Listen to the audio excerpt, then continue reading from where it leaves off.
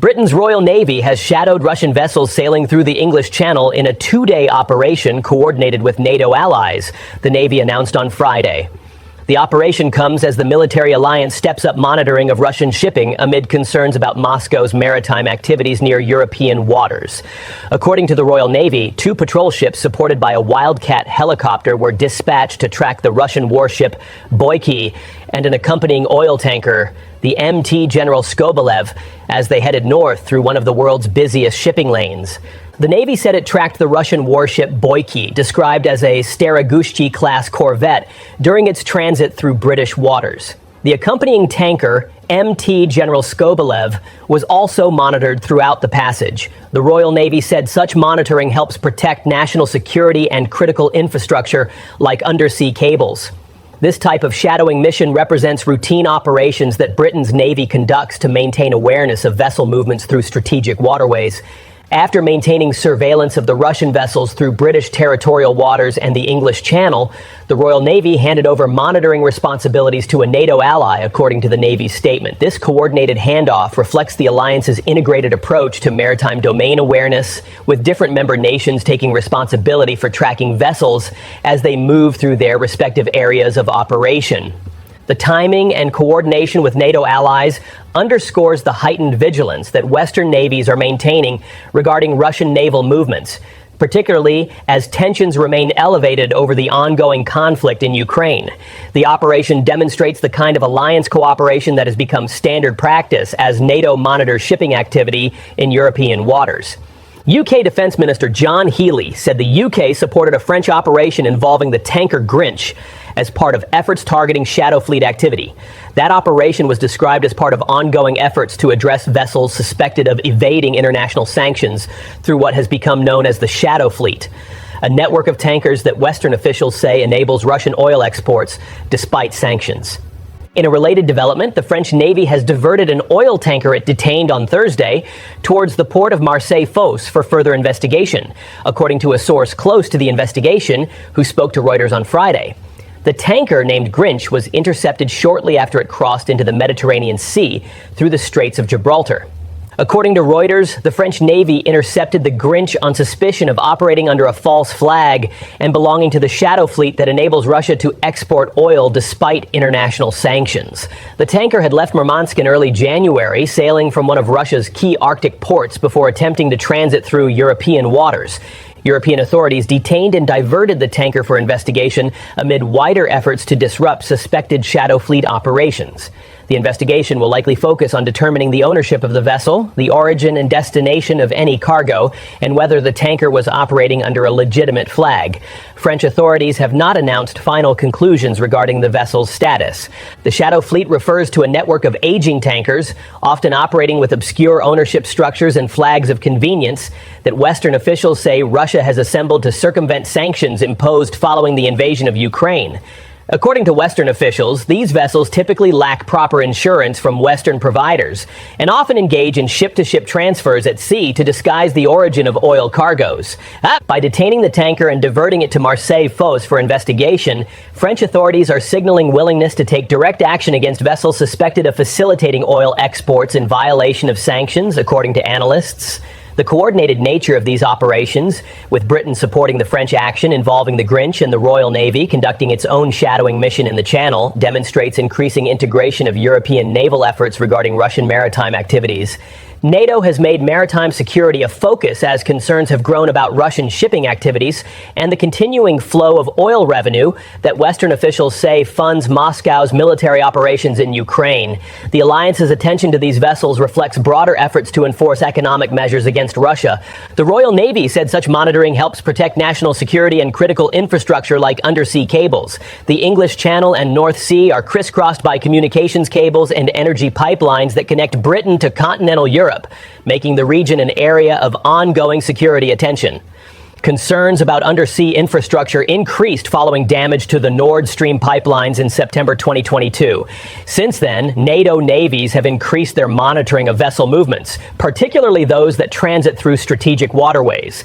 The alliance has emphasized the importance of maritime domain awareness as part of its security posture.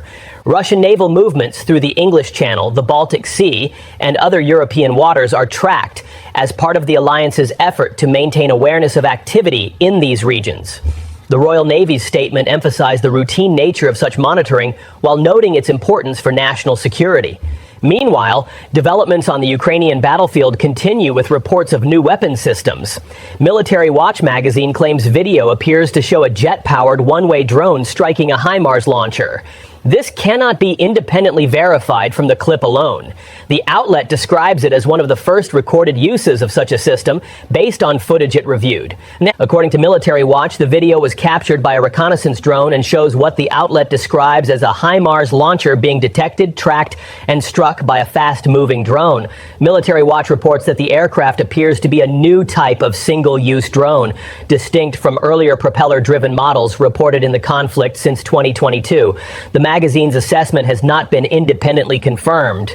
HIMARS launchers have been among the weapons provided to Ukraine by the United States, capable of striking positions at significant ranges. If the capability described by Military Watch exists and can be deployed effectively, it could affect how such mobile systems operate, according to the outlet's analysis. Russia has relied heavily on single-use drones throughout the war, particularly what officials describe as Iranian-supplied Shahed 136 drones. According to Military Watch, those drones are slower, propeller-driven, and relatively inexpensive. The magazine notes that jet propulsion would allow significantly higher speed, reducing interception time compared to earlier designs. According to Military Watch, Iran's Shahed 238 was first reported in Ukraine in January 2024. However, the magazine reports that the Shahed 238 was not widely adopted, possibly due to cost compared to alternatives that could be produced in greater numbers. The aircraft described in the footage has what Military Watch calls a swept wing design and a small jet engine. Analysts cited by the magazine say it appears designed for precision strikes rather than the saturation attacks conducted with slower drones. Some reporting speculates about the model name, but officials have not publicly confirmed the system, and identification remains unconfirmed. Analysts cited by Military Watch say the drone described in the footage appears capable of pursuing moving targets, which would be significant when striking mobile systems. Such capability would suggest selective use rather than mass attacks, according to the magazine's analysis, reserving more expensive systems for specific targets. The emergence of this reported capability, if confirmed and deployed at scale, could affect Ukrainian operations, according to Military Watch.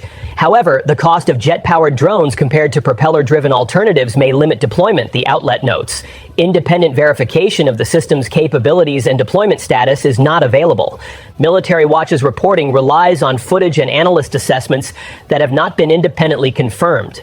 The magazine has published analysis of weapon systems throughout the conflict, though its assessments sometimes differ from official statements by the parties involved. As new systems are reported on the battlefield, drone attacks continue on both sides of the conflict.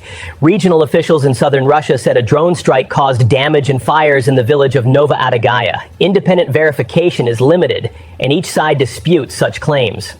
Such cross-border incidents have become a regular feature of the conflict, with both sides reporting attacks on territory controlled by the other. Ukrainian officials have reported large barrages in recent weeks. Ukraine's Air Force has listed totals that at times reach into the hundreds, according to official statements. Air defenses intercepted most, officials said, but several reached their targets.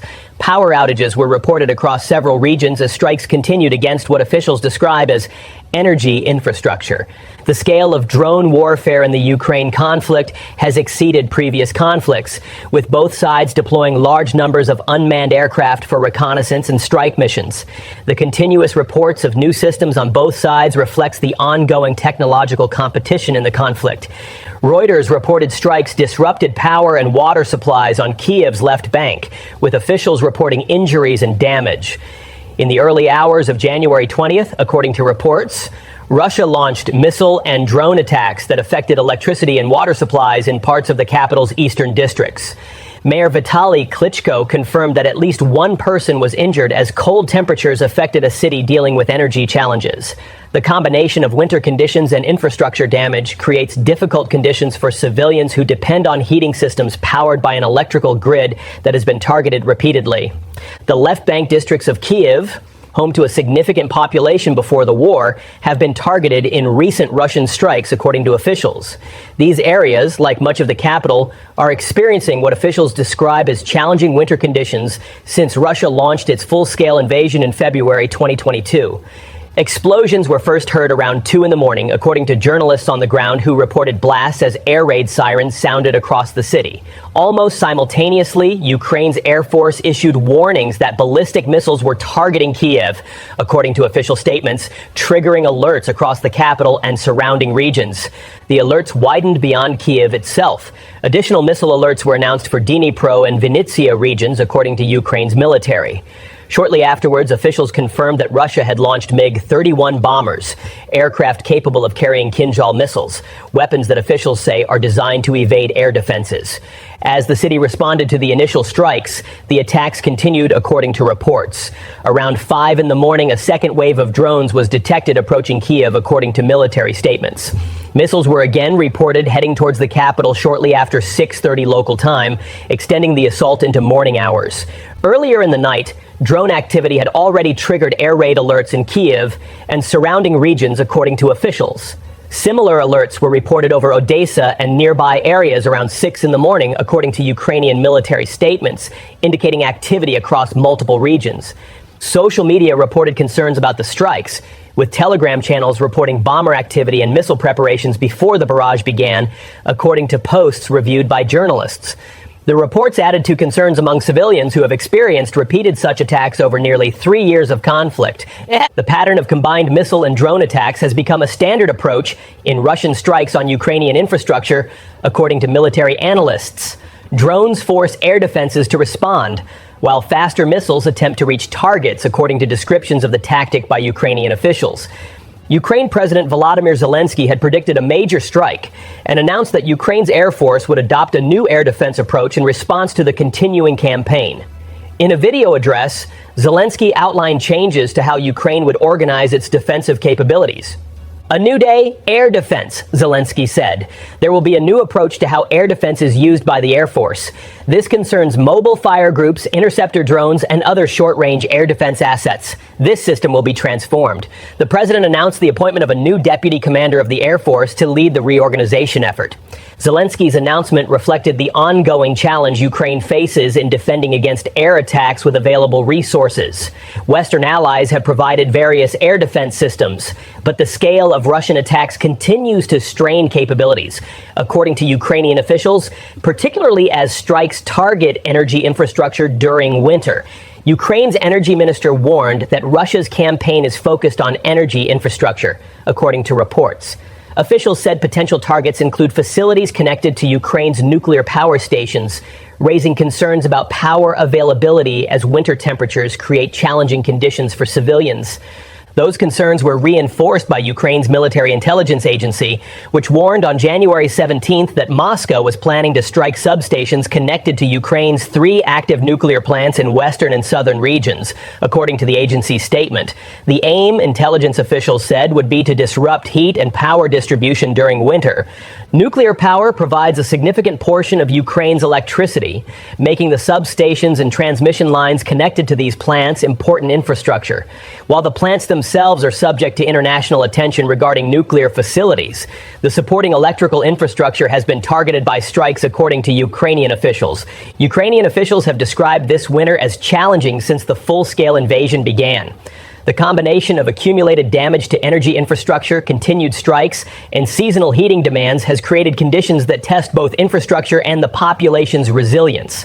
The residents of Kyiv and other Ukrainian cities have adapted to power disruptions, emergency heating arrangements, and the ongoing threat of air attacks over nearly 3 years of war.